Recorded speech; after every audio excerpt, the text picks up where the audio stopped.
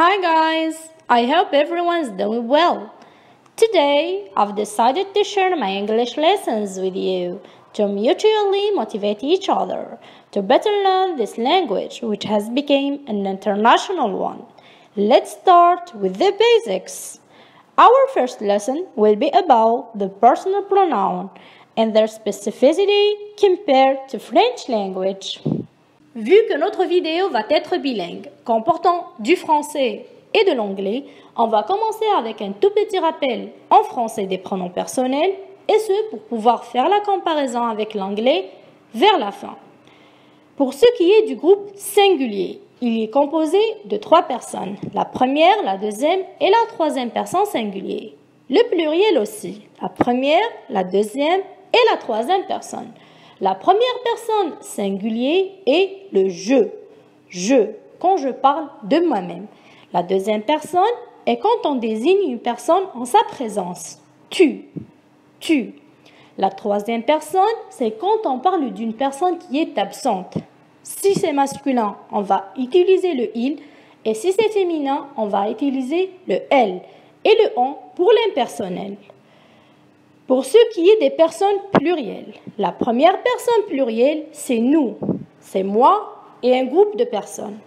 La deuxième personne plurielle, c'est vous. Quand je parle, je désigne d'un doigt un groupe de personnes. Ou bien, quand je parle d'eux, en leur absence. Donc, je vais utiliser le il ou le elle, qui sont nommés la troisième personne plurielle. For personal pronouns in English, they are also divided into 2 groups, singular and plural. The first person singular is I, which is always written in capital letter.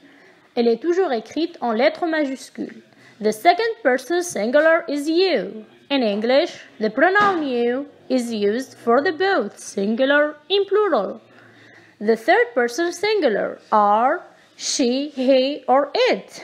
She for feminine, he for male, it for object and animals. Of the plural pronoun, there are just 3.